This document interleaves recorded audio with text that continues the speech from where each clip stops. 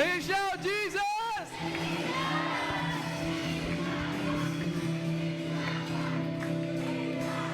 My God isn't finished yet. If He did it before, He can do it again. So I'll trust Him with what comes next. For the God. Isa pa. And my God isn't. Come on, declare. Is your God faithful? If He did it before, He can do it again. So I'll trust Him with what comes next. For the God I know it. My God, and my God isn't finished yet. If He did it before, He can do it again. I'll trust Him with what comes next. For the God I know is known for faithfulness. And my hindsight says I can trust Him with what's next. For the God I know is known for faithfulness. Come on, clap your hands. Thank you, Jesus. Hallelujah. Totoo, Panginoon. Faithful ka na Diyos sa amin. Maraming salamat po. Come on. Let's continue to worship God. Alam mo, this Sunday, kaya ka nandito is to worship Him, to feel His presence. So right now, can we close our eyes? Bago ka man o matagal na yun, even nasa online, just close your eyes. And as we sing these songs, as we worship Him, with all of your heart, seek His presence. Seek His face. Come on. Thank you, Jesus. Oh.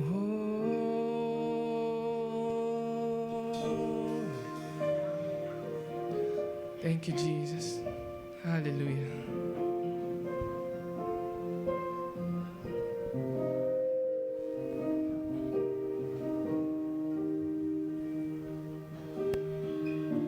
And here is where I lay it down. Every burden, every crown. This is my surrender. And this is my surrender. And here is where I lay it down. Every lie and every doubt. This is my surrender. And I will make room for you to do whatever you want to do whatever you want to. And I will make room for you to do whatever you want to do whatever you want to.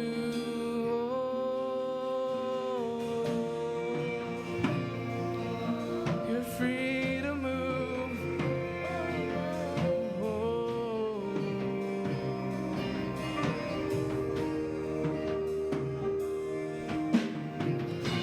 And here is where I lay it down.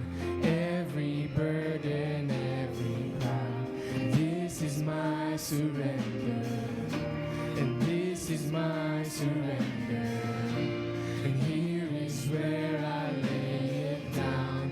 Every lie and every doubt. This is my surrender. And I will make room for you to do whatever you want to do whatever you want to.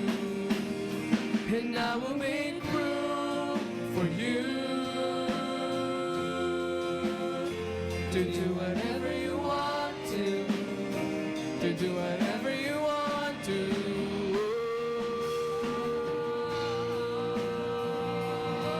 Be with us. We surrender all to you. We give it all to you. We'll make room for you.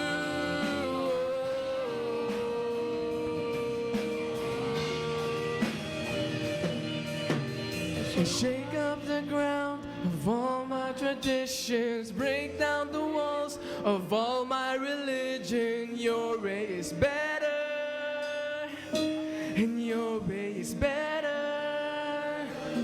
And shake up the grounds of all my traditions, break down the walls of all my religion. Your way is better, and your way is better.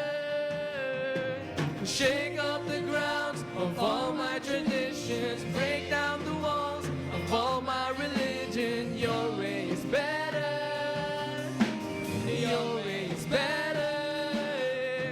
Shake up the ground of all my traditions, break down the walls of all my religion. Your way is better, and your way is better. And shake up the ground of all my traditions, break down the walls of all my religion. Your way is better, your way is better. And shake up the ground of all my, come on! Break down the wall of all my religion. Your way is better. And your way is better, so I will make room for you to do whatever you want to do whatever you want to, and I will make room for you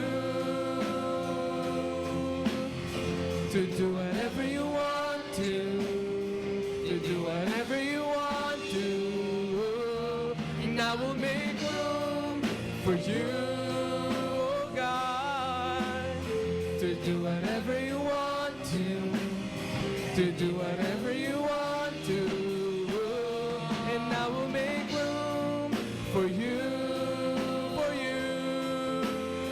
to do whatever you want to do whatever you want to.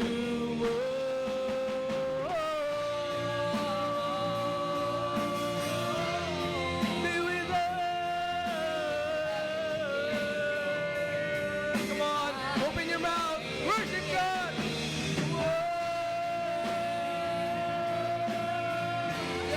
We invite you, Lord.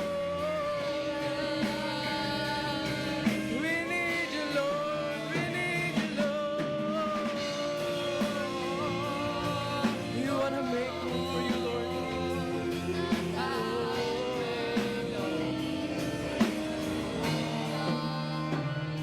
Release the fullness of your spirit. Shekinah glory. Come on, church. Shekinah glory, come. Release the fullness of your spirit. Shekinah glory, come. Shekinah glory, come. Release the fullness of your spirit. Shekinah glory, come. Shekinah glory, come. Release the fullness of your spirit. Shekinah glory, come. Shekinah glory, come. Release the fullness of your spirit. Shekinah glory, come. Shekinah glory, come. Release the fullness of your spirit. Shekinah glory, come. Shekinah glory. When you move, and we want more. When you speak, we want more. When you move, we want more. We want the fullness. When you move, we want more. When you speak, we want more. When you move, we want more. We want the fullness. When you move, we want more. When you speak, we want more. When you move, we want more. We want the fullness. We want more when you speak. We want more when you move. We want more. We want the fullness. Release the fullness of your spirit. Shekinah glory come. Shekinah glory come. Release the fullness of your spirit. Shekinah glory come. Shekinah glory come. Release the fullness of your spirit. Shekinah glory come. Shekinah glory come. Release the fullness of your spirit. Shekinah glory come. Shekinah glory come. We want you, Lord. Fill this place.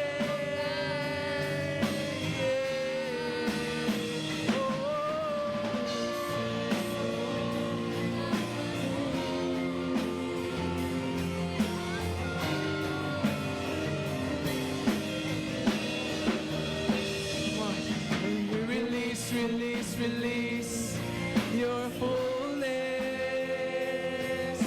Release, release, release your spirit. Release, release, release your fullness. Release, release, release your spirit. And shake up the ground of all my traditions. Break down the walls of all my religion. Your way is better. Come on, declare. Your way is better. And shake up the ground of all my traditions. Break down the walls of all my religion. Your way is better. And your way is better. Shake up the ground of all my traditions. Break down the walls of all my religion. Your way is better. And your way is better.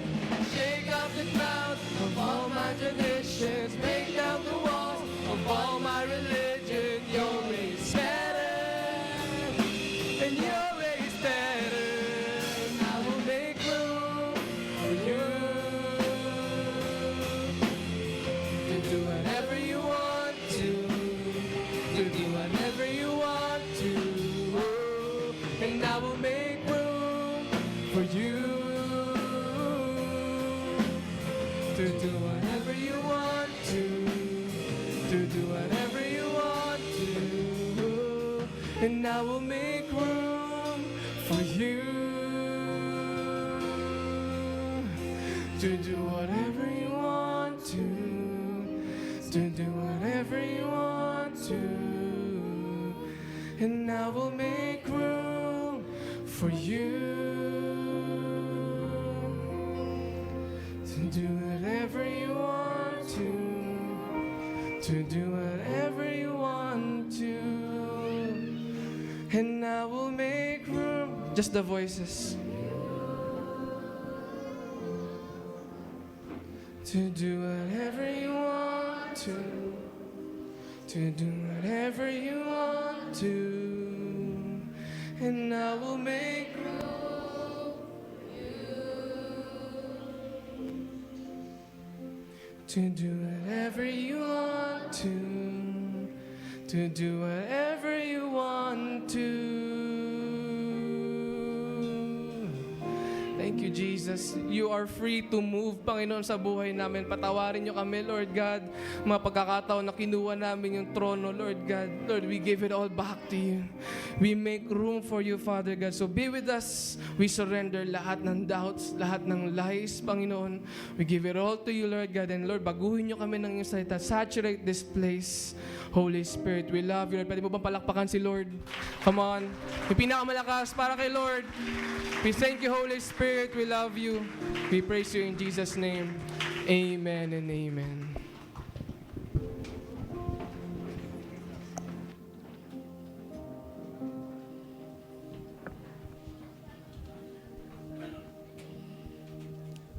Ayan, good morning, church. Good morning. Ayan, so sige, pwede po ba natin palakpakan ng worship team for leading us to a powerful worship? And also po pati yung mga volunteers natin today. Sige po, palakpakan natin sila. And pwede mo rin ba sabihin sa katabi mo, I appreciate you. Kasi pumunta siya kahit mahal ang gas. Wow! Amen ba? Ayan, so di ba po sa mga gantong panahon, natetest din po somehow tayo ng Lord sa faith po natin. And alam niyo po, dito rin po natetest kung saan po nakabase yung security natin. And actually, meron po akong isi-share na tao sa Bible or example sa Bible na nagpakita kung saan po nakabase yung security niya dapat. So, dito po, sino po familiar dito sa The Prodigal Son? Ayan, so familiar po kayo, hindi po yan yung katabi nyo. Okay, pero yun po yung kwento na po to, isa parable by Jesus kung saan meron pong isang anak na lumayo po dun sa kanyang tahanan. Okay, umalis na siya, kinuha niya yung mana ng kanyang tatay kahit hindi pa naman nawawala yung kanyang tatay. So, after nun, pagkalayo niya, nag-party-party siya, nagpakasaya siya sa buhay, but eventually, hindi niya po kinaya. And sa hindi niya nang kinaya, ginusto niya nang umuwi muli sa tatay niya. Pero dahil sa sobrang hiyang-hiya siya sa sarili niya, gusto niya na lang umuwi as a servant at hindi na bilang anak. So, sa ganong point na parang, Lord, sa kanya, hindi niya feel na undeserving na siyang umuwi. So, sabi niya, kahit bilang katulong na lang. Pero yun nga, alam niyo, sa pag-uwi nitong anak niyang to, ang nakasalubong po sa kanya ay ang kanyang ama, na kung saan nakahaabang ng may matinding yakap mula sa kanya. Wow, di ba? Sino gusto ng ganon? Yakap mula sa kanilang mga magulang? Wow, me, yun daw me. Okay, so pero ano ba sunod na nangyayari? Sabi dito sa Luke 15:22-24, turning to his servants, the father said, "Quick, bring me the best robe, my very own robe, and I will place it on my shoulders. Bring the ring, the seal of sonship, and I will put it on his finger. And bring out the best shoes you can find for my son. Let's prepare a great feast and celebrate. For my beloved son was once dead and now he's alive. Once he was lost, but now he is found." And everyone celebrated with overflowing joy. So palakpakan naman po natin yung word ng Lord at yung anak na umuwi. So alam niyo po sa kwento ng prodigal son, God impressed to me the word security. Pwede niyo po ba sabihin security? So security, that provision comes when we are near God. Kasi sa kwento nga po na to, nung lumayo po yung anak, ano po nangyari? Nung kinuha niya yung blessing, naubos, nagyabang po siya na kaya niya mag-isa. Tapos eventually, yung masarap niyang kinakain, naging pagkain ng baboy. At goes to show po na mauubos po talaga tayo kapag lumalayo po tayo sa presence ni Lord. But the plot twist is God can restore you. At higit pa yon sa inaasahan natin. And the Son had eternal access to the Father's treasures. So, pwede niyo po ba sabihin eternal access? So, meron po tayong access bilang anak. And that is the power of being child of God. And you have the access to the treasures of God. So, hindi po natin security yung bills nyo o kaya yung income na nakukuha po natin, nor even kung ilan po yung trabaho natin or magkano yung baon. Pero nasa kakayanan po ng Diyos ito. So, the lesson is, let's never walk away from the presence of God. And ako po personally, I can relate po sa kwentong ito. Kasi looking back po, I testified nung 2024 sa goodness ng Lord nung sold out conference. But after that, yung hindi ko po inaasahan na pangyayari, ay ako sa pagiging on fire ko sa sold out, ay nakita ko din na yung bahay namin on fire din talaga, literal. So nasunog po yung bahay namin. And isa po to sa mga unexpected things, of course. But then, with doubts, kasabay po ng thesis and OJT ko that time, by God's grace, that year po, nakagraduate ako. And months before that po, nagkaroon din ako ng magandang trabaho agad. So palakpakan po natin ng Lord. And praise God, kasi totoo po may provision ang Lord. And even yung bahay po na yan na nasunog, na-restore na din. But months after that, an exciting event happened, which is yung engagement nga po namin ni John. And that is an answered prayer. And with this po, nagplano po kami noong September 2025. In the year din po na, yun nga, ikakasal kami September. Tapos, ila-launch din po yung Bacoor Satellite. At kasabay din po ang preparations ng God is Able Conference. And kasabay din po nito ang pagpasok ko sa bagong trabaho ko or second job ko, which is yung sa Commons. And totoo lang po, dream come true po sa akin makapasok po sa trabahong ito. And sobrang ganda rin po ng ang kinikita ko. But, ayun nga, sobrang exciting ng 2025. Ngayon, God is good? Of course. Siyempre. But provision after provision, confident po ako sa wedding preparations namin ni John. Bakit? 2 trabaho ko eh. Pero what if sabihin ng Lord, Nak, pwede ba kita i-consecrate lang for a while? Nung sold out po, na nasunog po yung bahay po namin, tapos actually po, yung sunod po no, nung God is able, sabi ko, wow, ang successful naman ng conference. Ano kaya mangyayari this time? So yung una ko pong trabaho, nawala po weeks before ng GIA or ng God is able. Sabi ko, okay lang, may second job naman ako. And feeling ko mas dito ako pinapapunta ng Lord or mas pinagfo-focus. But unknowingly, after po ng God is able, kinabukasan po ng Monday na yun, imbis na nag-expect ako magtrabaho, natanggal po ako sa trabaho. Nanahimik sila. Ano na nangyari?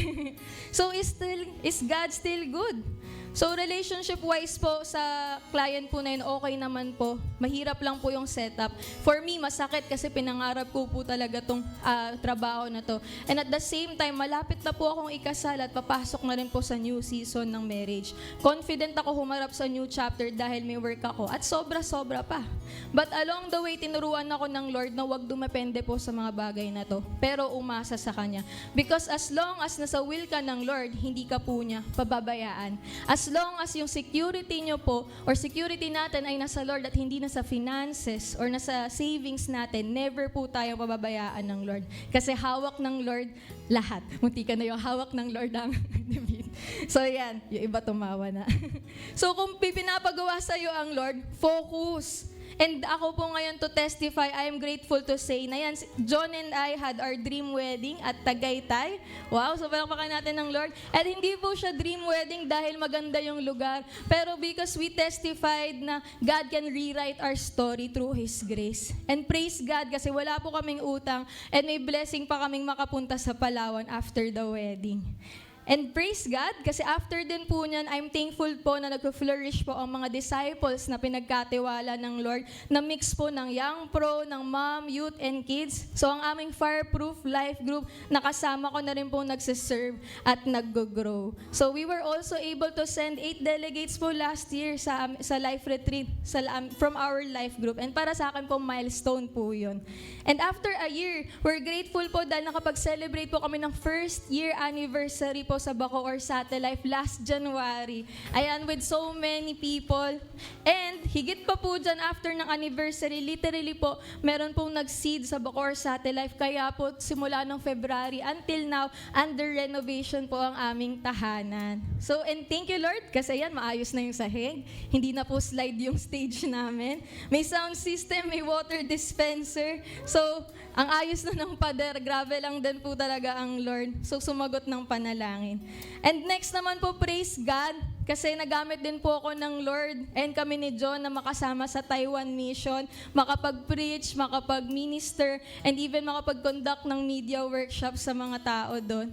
Sobrang nakaka-bless po kasi unexpected din po yung mga nangyari that time. And alam niya po kung ito is ay milestone. Another milestone din po sa akin, na-invite po ako sa junior high school ko na magkaroon ng speaking engagement on the topic of leadership sa graduation nila. So palakpakan natin ng Lord kasi na opportunity po na nakapagtanim po sa mga tao or sa mga students po or sa youth that day na nasa Bacoor din po.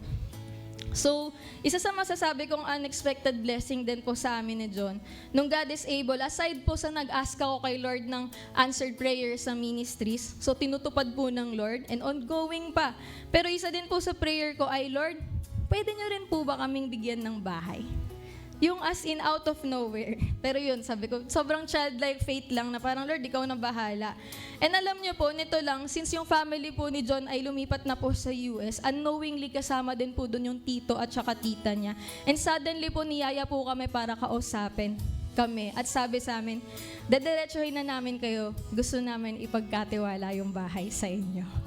Grabe ang Lord, palakpakan ulit natin. Sabi, nabe-bless lang din po talaga ako. Sobrang unexpected, as in mangiyak-ngiyak kami ni John kasi pakiramdam namin hindi talaga namin to deserve. At pinakita ng Lord sa amin that He is still the same God na nagpo-provide before and He can still make miracles. And now po, purihin po ang Diyos dahil nakalipat na po kami ng bahay na pinagkatiwala ng Lord. Ayan, na napakalaki. So, napakalaki din ng kailangan linisin. So, may strength din para linisin. And sobrang fully furnished. And even sa mga need bayaran, hindi nagkulang din talaga ang Lord. And alam niyo po, sa akin naman may kaba din eh. Alam po ni John yan eh. Pagkakain or kahit yung simpleng paggamit ng electric fan, sabi ko, nakakatakot kasi baka mamaya bukas wala nang kakainin, mga ganun. Pero niremind din ako ng Lord. Sabi sa akin ni John, ano ba? Hindi ba God is able? Kumain ka dyan. So, ganong faith. Although tama naman po, practical, ayan, mag-save, magtipid. Pero kung yung security natin, hindi na nakadepende talaga sa Lord at nakadepende na lang din sa mga logical things or sa pagsisave, hindi na nakadepende sa kakayanan ng Lord, doon na po tayo nagkakamali. But then again, tulad nga nung kwento kanina sa prodigal son, once na malapit lang po tayo kay Lord sa presence niya, hindi niya tayo pababayaan. Amen. So, hindi po tayo dapat lumalayo sa Lord. Because when we are near Him, we have access to everything that we need. So, let your ways of managing finances be based on the ways of God. Trust Him pag sinabi niyang surrender. And He will always provide and give the best. Amen. Amen. So, sige po, right now we will pray. Lord, maraming salamat po sa araw na to. Salamat din po, Lord Jesus, sa opportunity na mapakinggan yung word ninyo, to be encouraged, oh God, na manatili sa presence nyo, talagang mag-surrender, magbigay whenever na sinabi nyo po. At patuloy na magtiwala sa inyo, even in times of challenges, we will trust that you will always provide, higit pa po sa inaasahan namin. And Lord, I declare blessing, overflowing provision po sa bawat miyembro nyo na nandito, Lord God. You see them, Panginoon, and I pray na hindi po sila malayo sa presence nyo, oh God. Salamat, Lord. We declare victory in Jesus' name. Amen and amen. Ayan, so meron po tayong mga ushers, so pwede na po tayo magbigay. And likewise, sa aming online, pwede po tayo mag-send through our AUB and GCash account. Amen.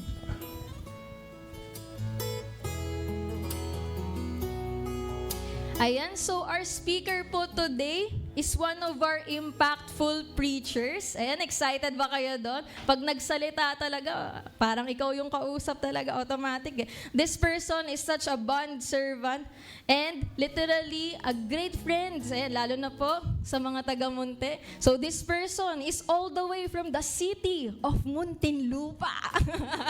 So ayan, palakpakan po natin and let's all welcome Pastor Mark Brian Bombay. Sound check. Alright. Good morning, Life Giver Binyan. Palakpakan po natin ang ating Panginoon. Malakas sa palakpak po para sa ating Lord. Amen. Isang pinagpalang Easter Sunday at unang linggo ng buwan ng Abril. Yan, Tagalog na Tagalog yan, ha? Para ano? Alright. So, question, nakapagdagat na ba ang lahat? Hindi pa, okay. So, sabi ko nga nainggit ako doon kay Shai, sabi ko nakapagpalawan. Inisip ko, sabi ko, kailan ba ako nakapagpalawan? Nakapagpalawan din naman ako, remittance nga lang. Alright. So, kaway-kaway sa mga nakapagdagat na, yung mga may sunburn na dyan, alright? So, kung wala namang sunburn, tignan mo yung likod niya, baka may hiwa ng blade at merong paltos ang paa. Alam niyo na po kung ano ang sinasabi ko. Amen? So bago po natin makalimutan, palakpakan po muna natin ang ating worship team. Di ba? Ang pogi po ng ating worship leader this morning. Amen?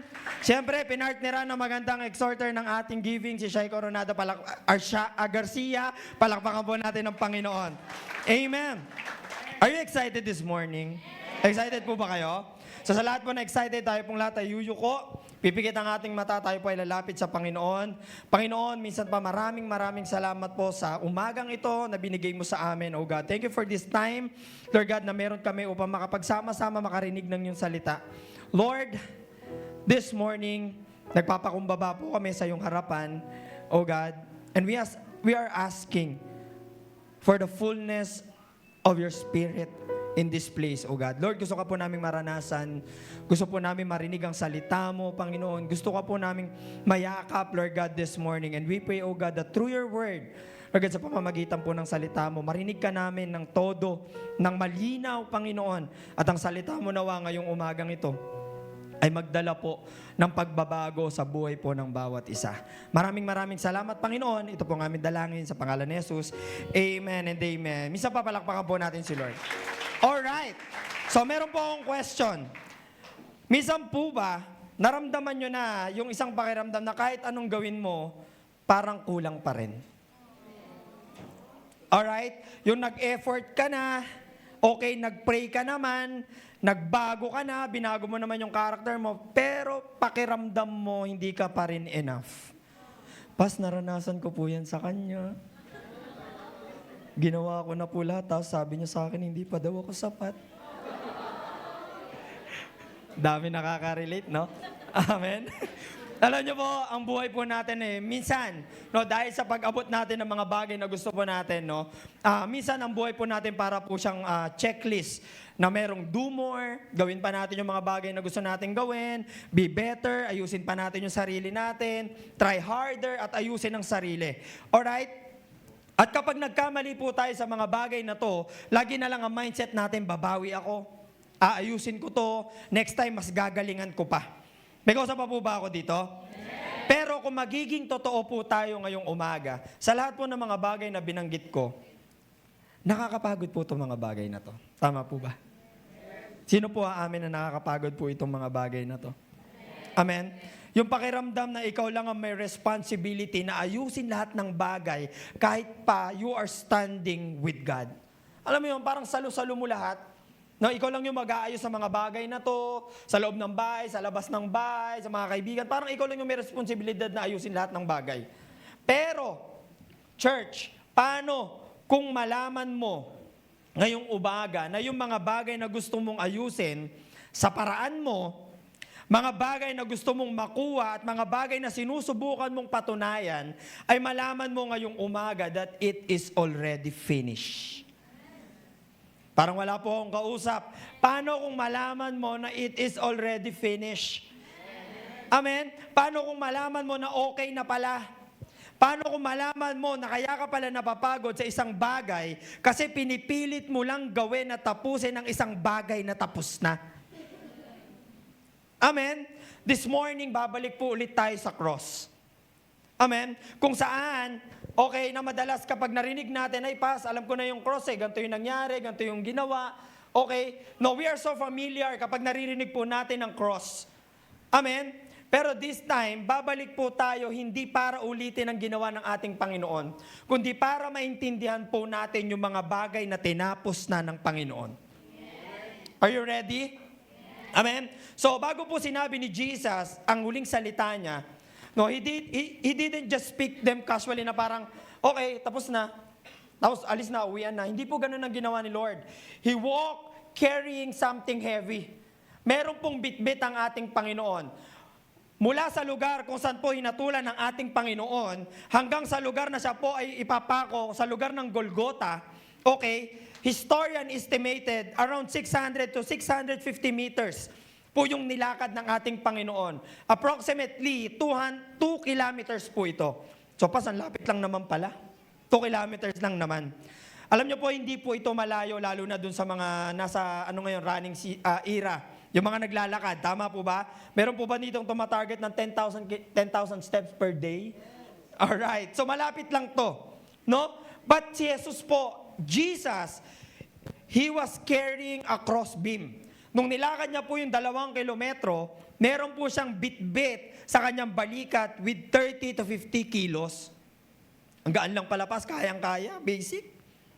Alam niyo po, upon my research, yung 30 to 50 kilos po, yun lang po yung beam na nakapatong. Pero, yung full cross, vertical and horizontal, ay meron pong bigat na 135 plus kilogram. Ganun po siya kabigat. At binuhat yun ng Panginoon, nilakad niya ng 2 kilometro. Yan po ang bitbit ng Panginoon. Take note of this, church. Habang buhat po ng Panginoon, yung 135 plus kilogram, siya po ay binubugbog. Can you imagine that? Habang bitbit po ng Panginoon ng cross, He was bleeding.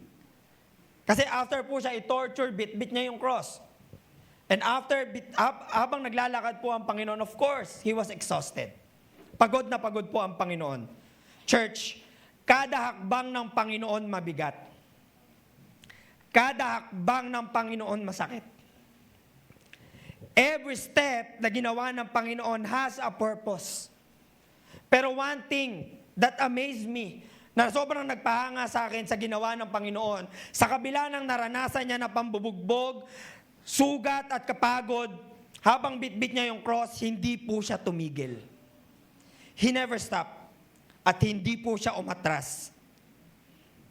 At pagkatapos, when he finally reached the place and the cross, na pagkatapos po ng hirap, ng bigat, Jesus finally spoke his last words.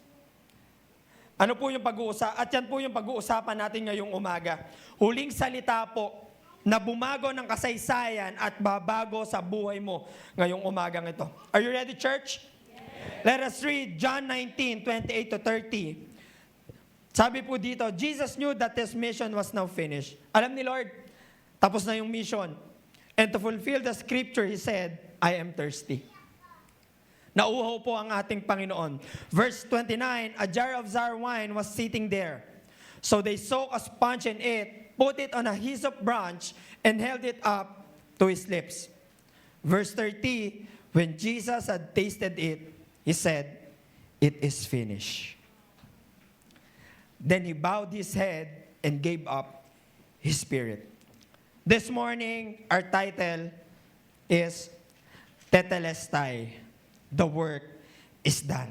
Palakpakan po natin ang ating Panginoon.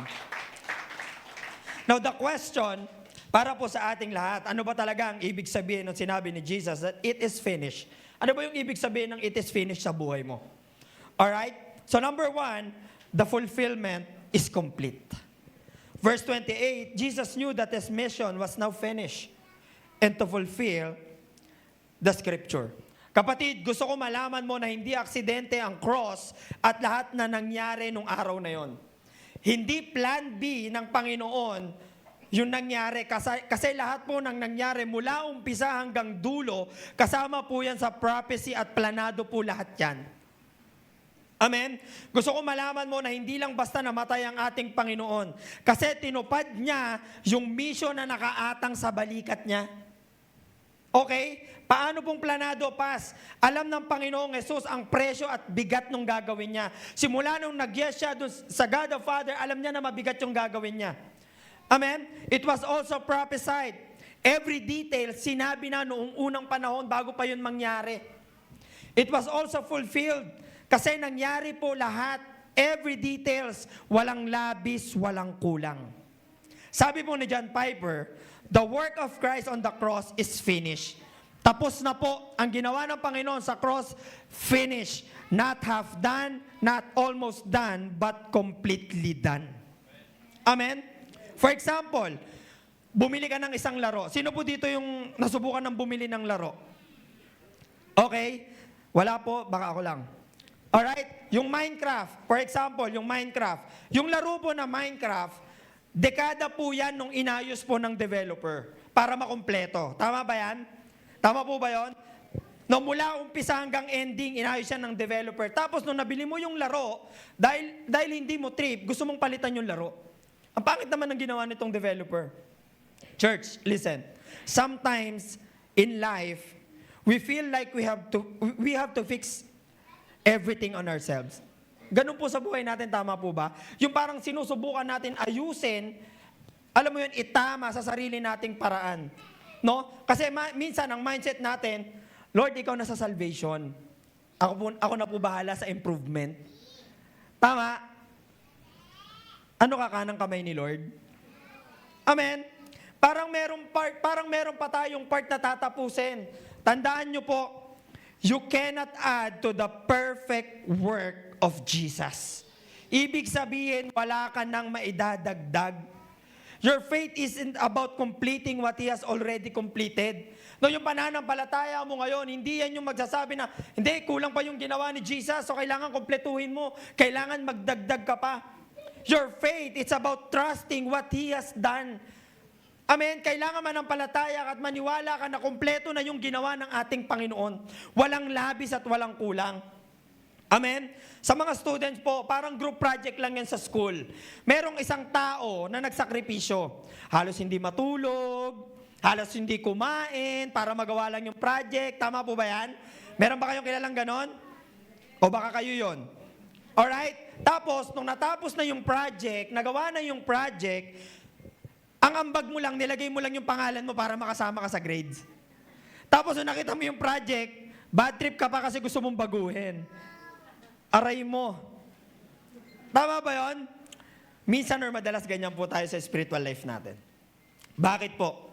Pinapahirapan po natin yung sarili natin na iniisip po natin na kailangan pa nating magdagdag sa ginawa ng Panginoon. We try to earn what was already given. Binigay na ni Lord, ginawa na ni Lord, at ang gusto mo magdagdag pa. May mga tao po kasi na iniisip pa nila na dagdagan ng ginawa ng Panginoon. Kaya ano pong ginagawa nila? Nagpapakahirap sila. No wonder meron tayong mga tao na nakikita na nagpipinitensya.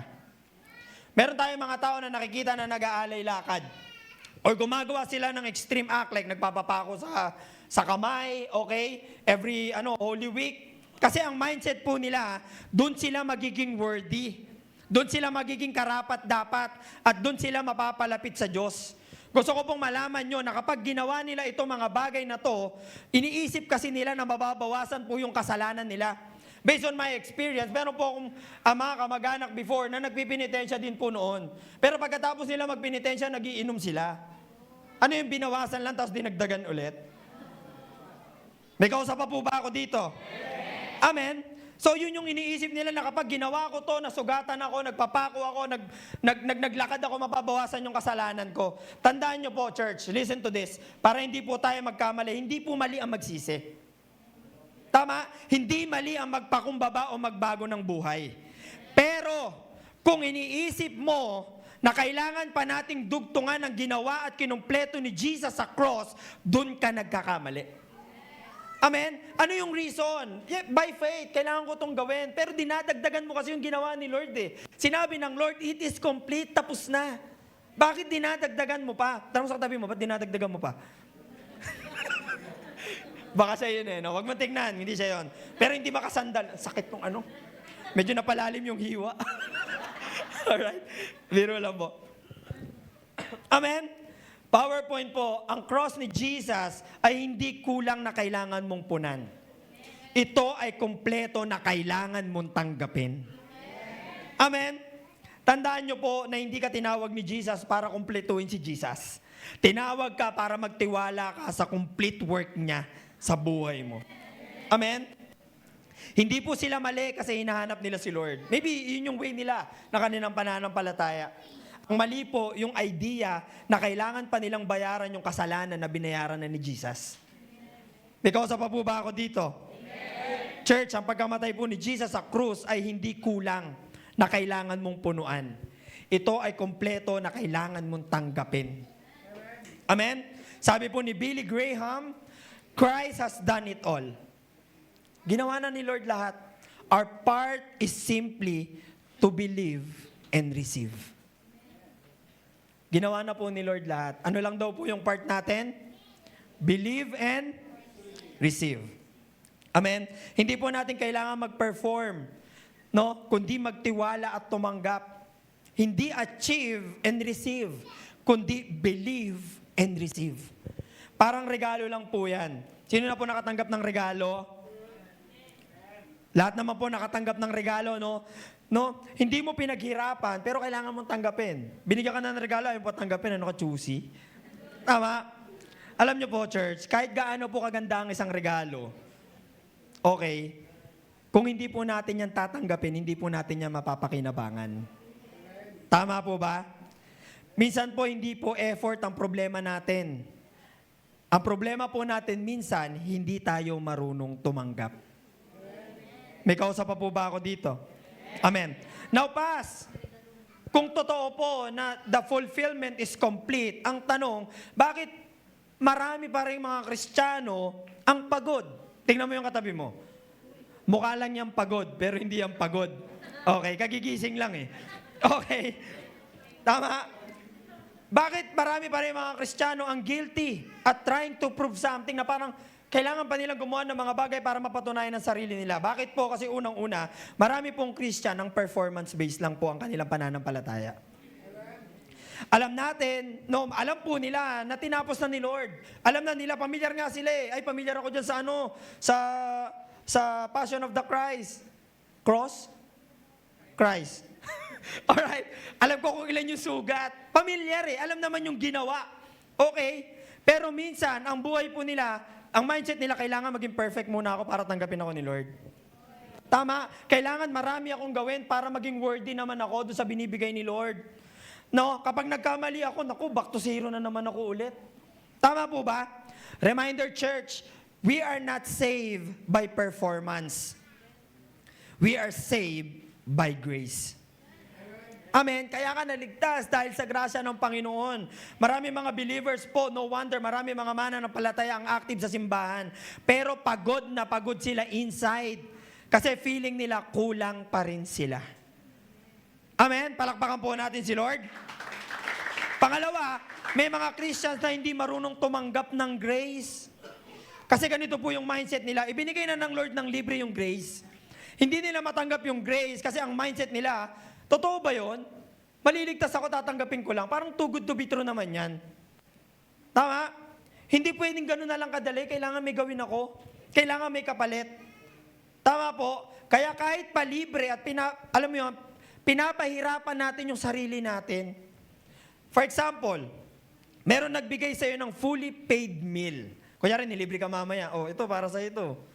Di ba? Huwag mo tingnan yung katabi mo, siya yun. Tinatouch na ni Lord yan, lilibre ka niya mamaya. No?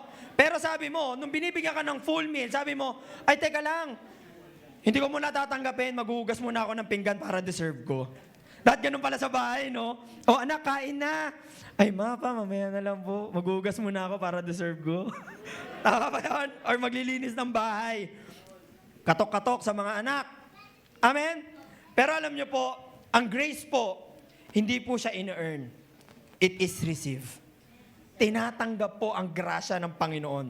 Marami po kasi mga Christians na marunong lang mag-serve, pero hirap na hirap pong mag-rest sa finished work ni Lord. Pagod sa ministry, pagod sa maraming ginagawa, dahil nakalimutan nila tanggapin yung grasya, nakakalimutan na rin nilang magpahinga. Sabi mo sa katabi mo, magpahinga ka din kasi. Amen? Ano pa? Maraming Christians ang hindi nag-e-enjoy sa relationship dahil stuck na sa religion. Okay? Kasi bakit? Kasi kapag hindi mo fully tinatanggap ang finished work ni Jesus, lagi kang merong guilt feeling. Lagi kang takot, lagi kang may pressure. Pero nung sinabi ni Jesus na it is finished, marami po mga believers ang nasa church pero hindi nakakaranas ng totoong freedom. Hindi po sila nakakalaya. Amen? Marami po mga Christian ngayon na, alam mo yun, hindi naman sa kulang sila sa effort. Actually, punong-puno nga sila ng effort. Sadyang kulang lang sila sa understanding kung ano ba talaga yung ibig sabihin ng grasya na binigay ng Lord sa buhay nila. Kaya hindi po nila magamit ng tama. This is not do more. This is not try harder. This is trust deeper. Amen? Palakpakan po natin ang ating Panginoon. So sa unang point, nalaman po natin that the fulfillment is complete. Tama po ba? Kompleto na ang fulfillment. Ngayon, mas lalaliman pa po natin ng konti sa second point po natin. Hindi lang po ito basta kompleto, pero bayad na bayad na. Amen? Number 2, the payment is final. Verse 13, sinabi ng Panginoon, it is finished. Pakinggan niyo po ito, church. Hindi po ito sinabi ng Panginoon para lang sabihin niya na tapos na. Okay, napako na ako, tapos na, uwian na tayo. Hindi po ganun ang ginawa ng Lord. Sinabi po ito ng Panginoon because it is a declaration of victory. Tapos na. Ibig sabihin yung tapos na, it is a victory. Dinideklara po ng Panginoon na matagumpay. Yung salita po na tetelestai ay madalas po ginagamit noon sa business or mga legal term. Ito po yung paid in full, debt cancel, at case closed. Kaya kapag sinabing it is finished or tetelestai, ibig sabihin wala ka nang babalikan. Wala nang hahabulin at wala ka nang babayaran. Malinaw po, church? Parang ganito lang po yan. Sa cross, yung kasalanan mo, bayad na lahat. Parang hindi po kayo masaya. Parang gusto nyo pa talaga dagdagan yung ginawa ni Lord, no? Extend natin yung Holy Week. Amen? Sa cross, yung guilt feeling mo, inalis na ng Panginoon. Hindi talaga kayo masaya. Hindi ko alam kung paano po pumapasok sa inyo yung sinasabi ko. Masaya po ba kayo? Inalis ni Lord yung sin at yung guilt feeling? Patingin nga po na masaya, palakpakan natin ang ating Panginoon. Listen to this. Hindi po installment plan ang salvation na kailangan mong bayaran monthly at yearly. Amen? Kasi hindi naman po down payment lang yung ginawa ng Panginoon sa krus ng Kalbaryo. Amen? Madalas ganito po tayo kay Lord. For example, meron kang malaking loan sa bangko. Parang kinakausap ako ni Basa. Tapos, biglang may nagbayad ng hindi mo kilala. Parang ayaw nyo no? Yung biglang may magbabayad ng utang nyo, hindi nyo kilala. Ayaw nyo po? Tapos, pagpunta mo dun sa teller, sinabi sa'yo ng teller, Sir, ma'am, wala na po kayong utang, fully paid na po kayo. Sino gusto nun? Pumalakpak lahat ng gusto nun. Amen. Lord, bayaran nyo po. Tulungan nyo po sila makabayad lahat. Amen. Pero alam mo yon, nung narinig mo yun sa teller, imbis na maging masaya ka, dahil meron na nagbayad, ang sabi mo sa teller, okay, may nagbayad na pala. Ganyan tayo kay Lord. Ay, okay, namatay na pala si Jesus sa cross. No? Tapos anong sabi mo sa teller? Okay lang kung may nagbayad na, pero magbabayad pa rin ako monthly, ha? Naintindihan niyo po ako? Amen? Alam niyo po, church, ngayong Easter Sunday, dapat maintindihan po natin, kung yung cross, ang bayad, ang resibo mo ay resurrection. Ang muling pagbabalik ng ating Panginoon. Palakpakan po natin si Lord. Sino po dito mahilig sa online shopping? Ayan. Di ba? Di ba yung mga tipong nagbayad ka na pero hindi pa rin nasi-ship yung order mo? Di ba kabado 20 ka? Alam niyo, parang wala pa rin truck yung lala mo ba? Parang hindi pa nasi-ship out yung order ko. Amen? Pero iba po sa resurrection ng ating Panginoon. As if, sinasabi po ng langit sa iyo ngayon, payment received and order confirmed. Amen? Ano po yung ibig sabihin? You don't have to punish yourself because Jesus already took it. Hindi mo na kailangan parusahan yung sarili mo kasi ginawa na yun ng Panginoon. Tama na po yun laging pagsasabi natin na, Lord, kasalanan ko naman to. Okay na ako mag-suffer, Lord, kasalanan ko naman to eh. Ako naman talaga yung may pagkukulang eh. Tapos kapag nag-suffer ka na, Lord, bakit mo ko pinabayaan? Amen? Kapatid, you don't need to prove your worth because Jesus already paid your price. Hindi mo kailangan patunayan na may worth ka, binayaran ka na ng Lord, tinubos ka na ng Panginoon. Hindi ka mahal ni Lord dahil nag-improve ka. Nag-improve ka kasi mahal ka ni Lord. Amen? Kaya anong dapat mong gawin? Stop living a life na parang may utang ka pa. Kamusta ba lifestyle mo ngayon? Check yourself. Kamusta yung lifestyle mo ngayon? Namumuhay ka ba ng fully paid or namumuhay ka na parang may kailangan ka pang bayaran at meron ka pang utang? Kapag sinabi ni Jesus na it is finished, wag mo nang gawing partial payment yung tinapos na ng Panginoon sa buhay mo. Amen? Sabi po ni Ruth K. Jones, Jesus paid a debt he did not owe because we owed a debt we could not pay. Si Jesus po wala siyang utang. Pero siya po yung nagbayad. Siya po yung nag-shoulder ng hindi niya po responsibility para makalaya tayo. Para makalaya ka. Amen? Hindi ka lang basta tinulungan ng Panginoon kasi tinubos ka ni Lord. Amen? Hindi lang po yung tulong. Pag-ibig yun ni Kristo dahil alam na alam ng Panginoon na kahit anong gawin natin, kahit anong paghihirap ang gawin natin, kailanman hindi natin yun mababayaran. Amen? Sabi po ni Charles Spurgeon, when Jesus said, it is finished, yung sinabi ni Lord na it is finished, He meant that everything, lahat ng mga bagay na necessary at kailangan para mangyari yung salvation mo, it was done. Tapos na. Amen? Lahat ng kailangan para maligtas ka, ginawa ng Panginoon. Kaya hindi mo na kailangan magdagdag. Sana nagkakaintindihan po tayo. Amen? Hindi sinabi ni Jesus na to be continued. O, nasaktan ako ha, okay naman sa cross. Hindi ganun na sinabi ni Lord. O, ikaw, ako na yung bumitbit ng cross, ikaw naman sa pako. Hindi ganun na sinabi ng Lord. O hindi sinabi ng Lord na, alam mo yun, na kayo na ang bahala sa next part. Sabi ni Lord, malinaw, it is finished. Tinapos na po ng Panginoon. Wala ka ng part na babayaran. Ang part mo na lang, maniwala. Sabi mo sa katabi mo, maniwala ka. Tinapos na ni Lord, sabi mo. Amen. Alam niyo po, marami po mga Christian na ligtas naman po sila. Pero hindi po sila settled. Bakit? No? Kaya ang resulta, hindi po nila na-enjoy yung freedom na meron sila. O, ligtas naman ako. Pero alam mo yun, parang iniisip nila, ang dami ko pang kailangan gawin para, alam mo yun, ma-earn ko yung salvation ko. Tandaan mo to, church, kung tinapos na ni Jesus lahat ng bayarin mo, bakit yung lifestyle mo parang may balance ka pa? Kamusta ba yung buhay mo? Are you living na parang may balance ka pa na, alam mo yun, umaapa ka sa numero kada araw ng buhay mo, minuto, segundo, oras. No, parang may balance pa kasi ako, baka magkamali ako. Amen? May kausa pa po ba ako dito? And last, number 3, the access is open. Verse 30, He gave up His Spirit. Hindi po ito simpleng namatay lang si Jesus. Nay, alam ko na yan, gantong oras namatay, gantong oras na buhay. Hindi po yun yung simpleng pagkamatay lang ng ating Panginoon. Ito po ay moment na nagbago po ng access ng buong humanity sa ating Panginoon. Bakit po? Because the barrier was removed. Yung harang inalis.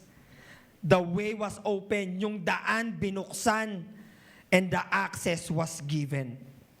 Amen? Nung time po na yon, may harang po sa presence ng Diyos at separation dahil po sa kasalanan ng tao. Pero, nung namatay po si Jesus, hindi lang po kasalanan ang nadil sa atin. Yung distansya tinanggal po. Hindi na po tayo by appointment only kapag lalapit tayo sa Panginoon. Alright? Hindi na po tayo exclusive access. No? Ano po ang ibig sabihin nito? Open, anytime, anywhere, for anyone, meron tayong access na makalapit sa Panginoon. Amen. Lahat po ng masaya papalakpak sa Lord. Yung pagkamatay ni Jesus Christ, merong namatay pero merong nabuksan. Sana gamitin mo yung access. Amen? The cross removed the barrier, the resurrection proved the way is alive. So ibig sabihin, hindi lang po bukas ang daan, kasi buhay din yung daan. Amen? Bakit po? Kasi minsan feeling natin na kailangan muna nating ayusin ang sarili natin bago tayo lumapit kay Lord. Meron po bang ganyan? Na kailangan ayusin ko muna yung sarili ko bago ako lumapit sa Panginoon. Okay, pag okay na ako, saka na lang ako magpe-pray. Pag hindi na ako nagkakamali, saka na lang ako babalik. Pag inasayin ka mag-pray, ay, hindi po muna ako. Hindi po kasi ako okay emotionally. Sila na lang po muna. Parang kilala nyo po yun, tumatawa kayo. Amen? Tandaan nyo po, hindi ka nag-aayos bago lumapit. Lumalapit ka para maayos. Palakpakan po natin si Lord. Parang ganito lang po yan. Wala pong isang tao na magsasabing, maliligo muna ako bago ako maligo. Di ba wala pong sense? Ano pong sense nung paliligo mo, kung maliligo ka muna bago ka maligo, edi parang bagong ligo ka na nun. Tama po ba? Madalas ganun din po tayo spiritually. Gusto natin maging malinis, gusto natin maging maayos, gusto natin maging okay, pero no, gusto natin ayusin muna yung mga bagay na yan bago tayo lumapit sa totoong maglilinis sa atin. Tinatry natin linisin yung sarili natin. Pero ayaw natin lumapit sa totoong maglilinis sa atin. Amen? Sabi mo ni Max Lucado, God does not wait for you to be worthy. He makes you worthy when you come. Maybe sa tingin mo hindi ka karapat dapat, pero tandaan mo, once na lumapit ka sa Lord, He will make you worthy. Amen? Hindi inantay ni Lord na maging perfect ka. Hindi ka niya sasabihin na, ayusin mo muna yung sarili mo. No? Ang sinasabi ni Lord sa iyo ngayon, listen to this, nak, lumapit ka sa akin, akong bahala sa iyo. Amen? Gusto niyo po yan? PowerPoint po, the gospel. Sabi ni Tim Keller, the gospel is not about people who have it all together, but about people who come to one who does. So ano po yung ibig sabihin nito? You don't need permission to come to God because you have already access. Can you imagine? No, baka mamaya ngayon mo lang ito narinig na meron na pala akong access. Church, matagal ka nang may access. Hindi lang nagagamit. Amen? You don't need to clean yourself up. Hindi mo kailangan linisin ang sarili mo kasi trabaho ni Lord yun. Amen? You don't need to wait for the right moment. Okay? Kasi nga sabi ni Eric Santos, this is the moment. Palakpakan po natin ang ating Panginoon. Alright? Hindi ka outsider. Hindi ka outsider sa presence ng Panginoon kasi may access ka dahil sa ginawa ng ating Panginoong Hesukristo. Ang problema, hindi sarado ang langit. Pero ang madalas na problema ay sarado yung puso mo. May kausap pa po ba ako dito? The access is open, the door is open, and the question is, papasok ka ba? Ayaw niyo pong pumasok? Labas. Biro lang po. Today, church, stop trying to finish what Jesus already finished. No? Huwag nyo nang subukan yung tinapos na ng Panginoon. Huwag nyo nang gawin. Stop carrying. No, huwag mo nang buhati. Huwag mo nang bitbitin yung binitbit na ng Panginoon. Stop paying for what Jesus already paid and stop staying far. No, binayaran na ni Lord. Huwag ka na mag-isip na parang kung paano mo babayaran kasi tinapos na yan ng Lord. Tama po. Tama na yung pag-isolate ng sarili mo. When Jesus already made a way for you to come near. Diba, binubuksan ng Lord yung access. Papasok ka na lang, pero ikaw atras ka ng atras, paano ka makakapasok? Amen? Nilalapit ng Lord yung pinto para makapasok ka, ikaw na matras ka ng atras. Watch me wet. Biro lang po. Wala po yung kaninang umaga. Amen? Church, baka mamaya meron dito, no? Alam mo yun, na matagal ka nang hindi lumalapit kay Lord.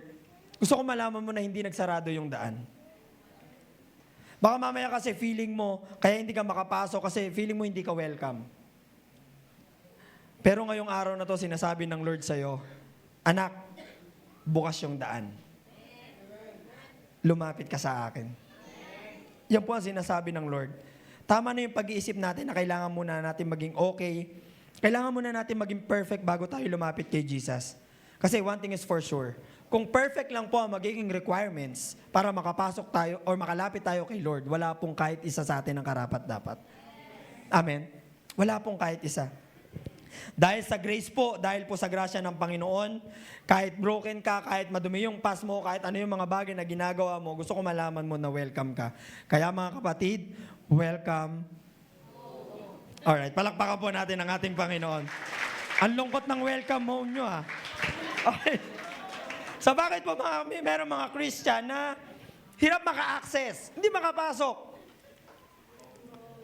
So una po kasi maraming Christian na may access naman sila, alam nila, familiar sila, pero hindi sila lumalapit. Tama? Alam nila na pwede silang lumapit kay Lord, pero hindi po nila ginagawa. Bakit? Unang-una, busy sa buhay. Tasan kami ng busy sa buhay.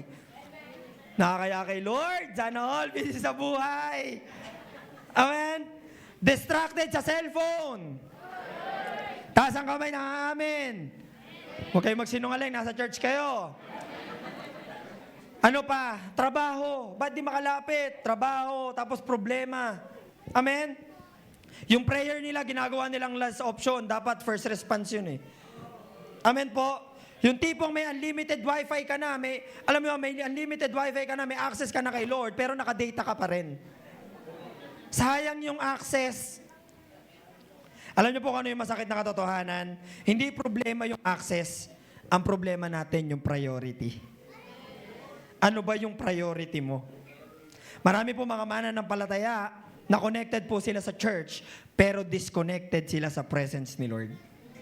Amen. Pangalawa, maraming Christian ang merong access, pero nahihiya pa rin. Taas ang kamay ng mga mahihiyain.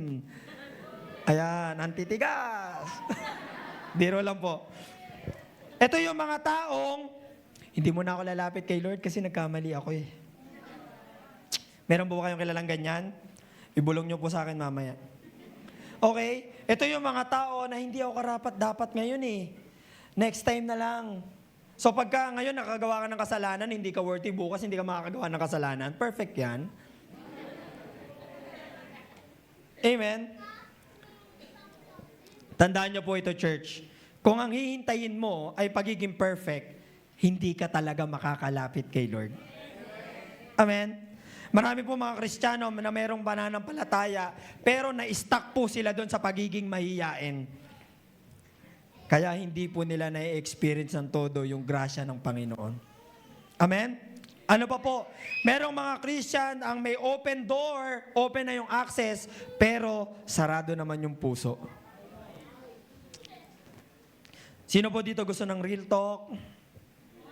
Hindi po sarado ang langit, hindi sarado ang daan, sarado lang yung puso mo.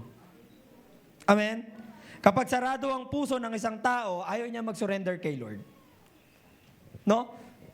Parang pag nag-surrender siya kay Lord, parang feeling niya lahat na lang ng mga bagay na meron siya ay kukunin ni Lord sa kanya. Kaya natatakot siya mag-surrender. Ang mga taong, okay, sarado ang puso, sila yung mga tao, okay, na gusto nila, tinanggap nila si Lord bilang Savior lang, pero sila pa rin yung may control ng buhay nila. Tama? Sila yung mga tao na natatakot magtiwala ng buong buo sa Panginoon. Church, ulitin ko.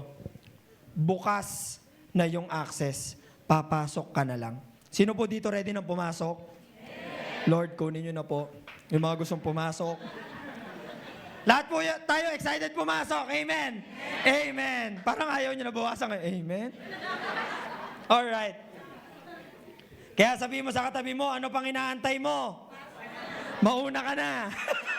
Pasok na. Palakpakan po natin ang ating Panginoon. Hallelujah, Jesus. So balikan po natin, ano ba yung ibig sabihin ng it is finished na sinabi po ng ating Panginoon? Number 1, the fulfillment is complete. Number 2, the payment is and number 3, the access is open. At ngayon, nalaman po natin to. Ano po yung mga dapat nating gawin? Ano po yung mga kailangan nating gawin? Number 1, stop trying to add what Jesus already finished. Sabi mo sa katabi mo, huwag ka nang magdagdag. Church, listen to this. Okay na po tayo? Ayan. Listen po, church. Let go of trying to earn your salvation or prove yourself to God.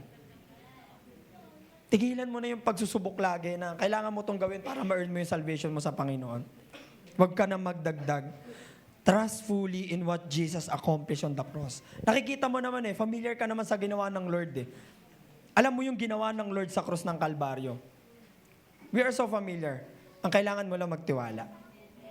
Kailangan mo lang manampalataya na gano'n ang ginawa ng Panginoon. Remind yourself na tinapos na to ni Lord. Jesus already done it. Wala na akong dapat idagdag. Amen?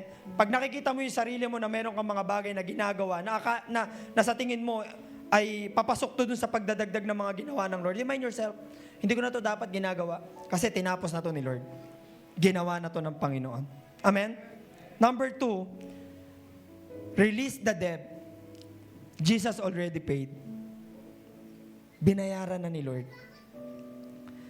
This time, tama na yung pagbitbit mo na, mahihain ako, hindi ako makalapit kay Lord. Punong-puno ako ng guilt feeling, makasalanan ako, hindi ako makalapit kay Lord. Kailangan ko pa, alam mo yung kailangan ko pagdaanan to. Huwag mo nang bitbitin, kapatid. Release it. Stop carrying. Jesus already paid for. Ano kailangan mong gawin? Accept forgiveness and freedom. Tanggapin mo yung patawaran na binigay na ni Lord. Kapag nararamdaman mo that you are condemned, na parang somehow nagigilty ka sa mga bagay na ginawa mo, always remind yourself, the debt is paid. Binayaran na to ni Lord and I am forgiven. And number 3, last, walk boldly through the open doors. Walk boldly through the open doors. The access is open. Sana every time nalalapit tayo sa Lord, mamaya, no, tatayo kayo, pipikit yung mata. Sana paglapit natin kay Lord, lumapit tayo kay Lord that we are confident. No? Lalapit tayo sa Lord ng buong puso. In prayer, in worship, in obedience. Kasi alam natin na makakapasok tayo kasi binuksan na to ng Panginoon. Amen? Huwag kang mag-hesitate na lumapit kay Lord. Ano ba? Bakit natatakot ka? Na hindi ka karapat-dapat. Lahat tayo hindi karapat-dapat. Yung past failures mo, lahat tayo merong past failures. It is a matter of our priority. Bukas yung daan. Papasok ka na lang. May invite everyone to stand up. Tayo po tayong lahat.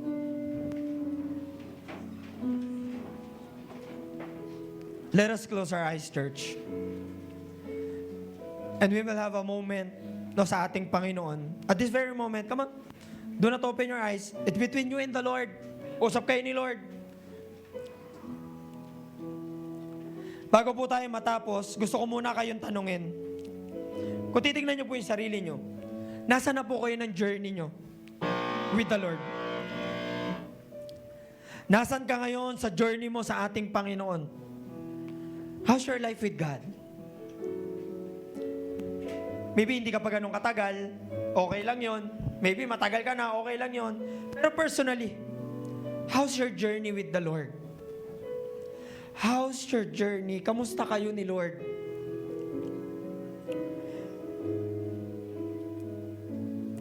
Pwede ba this time habang nakapikit ka? Kung ikaw yung tao na pagod, okay lang ba taas mo yung kamay mo?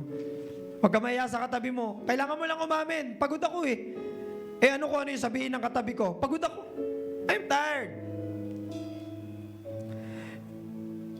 Kung ikaw yung klase ng tao na pagod ka na sa pag-earn ng pag-ibig at approval ng Panginoon, napapagod ka na gawin yung mga bagay na hindi mo naman dapat ginagawa. Kung pagod ka na sa pakiramdam na bakit kailangan mong patunayan lagi yung sarili mo, church, stop it. Stop it. Hindi mo kailangan laging patunayan ang sarili mo.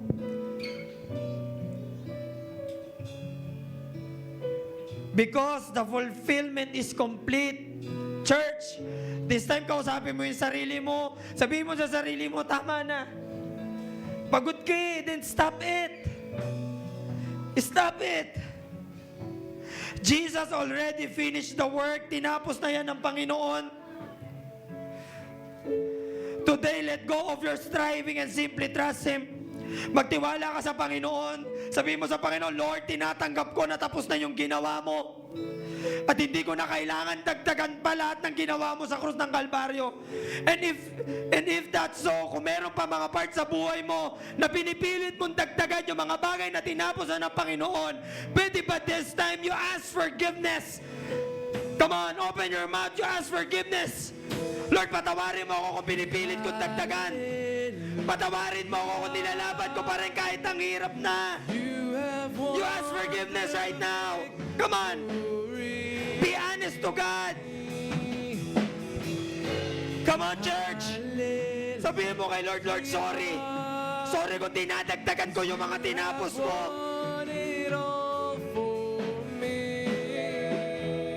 Come on, church. Stop it. Ang kailangan mo ngayon magtiwala sa Panginoon. Pwede ba this time ibibigay mo yung buong tiwala mo sa Panginoon? Lord, I will give my 100% trust and faith sa iyo, Panginoon. Kung ano yung mga bagay na tinapos mo, hindi ko na babalikan.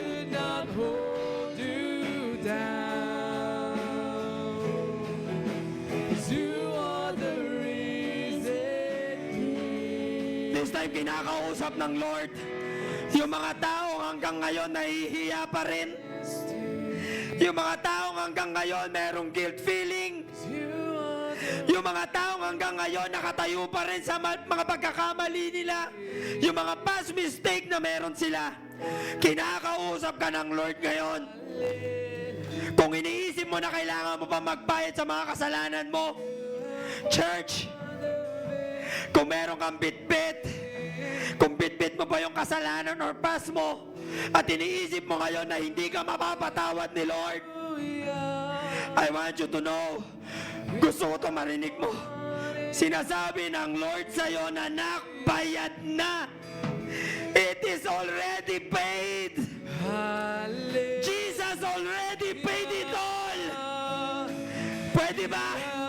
Pwede ba this time? Kung nakikita mo yung sarili mo na namumuhay ka pa in the past, release! Release! Release! Bitawan mo na yan! Bitawan mo na yan! Release it!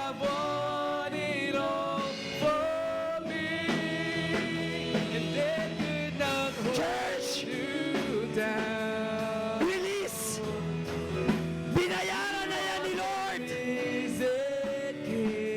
Makakapamuhay ka lang ng malaya kapag binitawan mo yan. Huwag kang matakot to release it! You surrender it right now! Release! Ipagkatiwala mo sa kamay ng Diyos!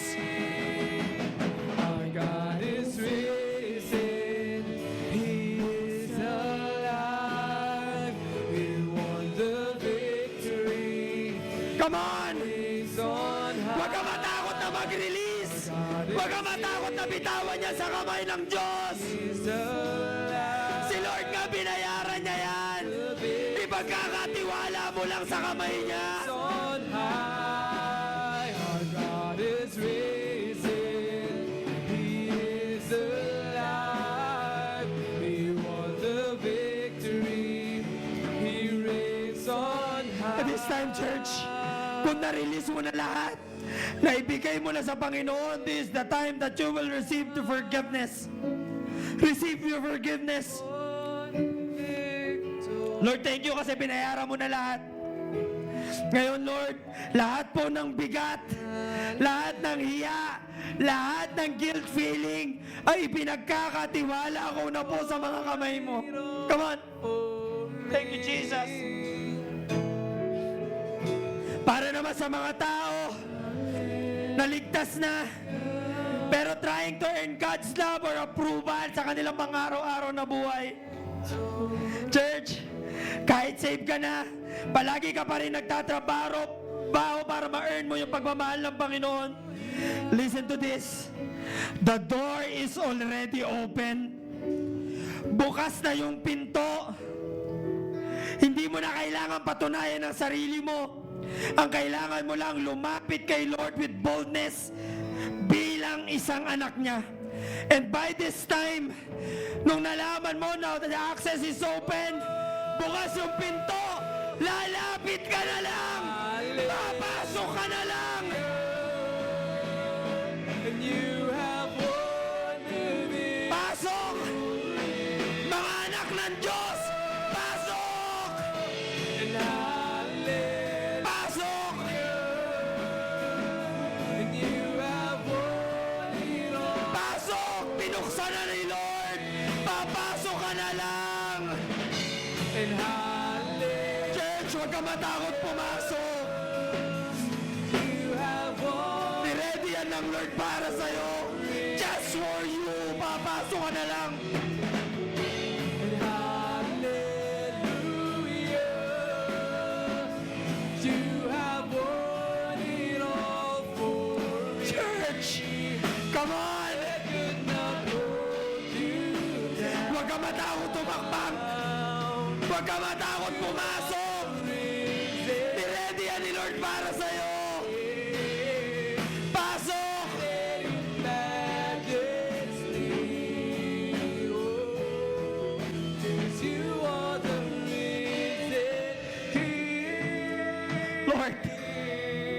Lord, thank you kasi pinuksan mo yung daan. Kasi nagbukas ka ng pinto. Lord, thank you kasi meron kaming access. And this time, Lord, sa pagpasok po namin, Panginoon, turuan mo kami na mas magtiwala po sa'yo. Hindi para patunayan yung mga bagay na gusto namin patunayan, kundi para makasama ka. Church, when When Jesus said, nung sinabi ng Panginoon na it is finished, it means Jesus has completed the work. You don't need to earn it. You don't need to pay for it. Kailangan mo lang tanggapin that you are accepted, that you are forgiven, that you are free. In the name of Jesus. Pwede ba for the last time, we will sing this with all of our heart right now. Come on. Taas mo yung kamay mo sa Panginoon. We sing hallelujah, Lord. You have won the victory. Lord, you have won it all for me. Ipinanalo ng Panginoon para sa'yo. Para sa'yo.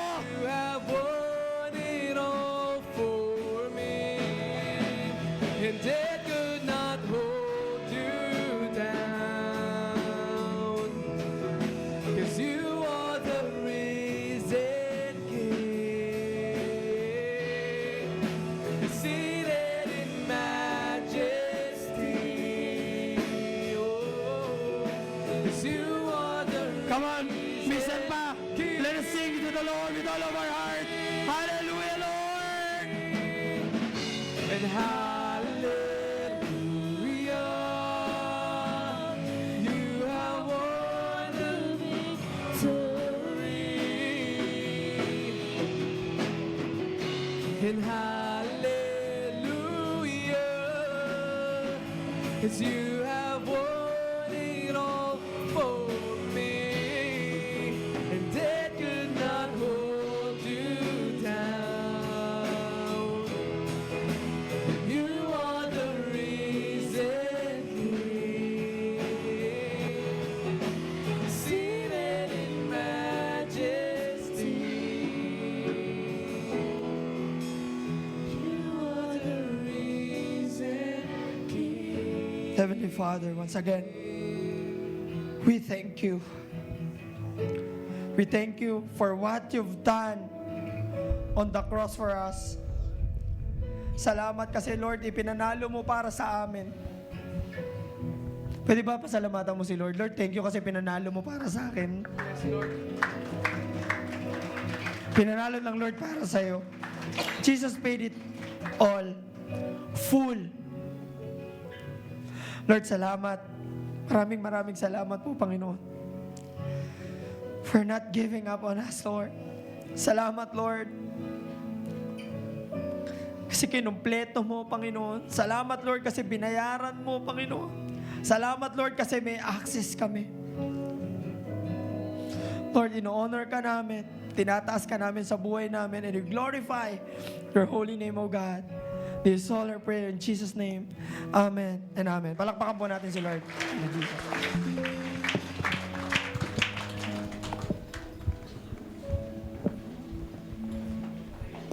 Amen.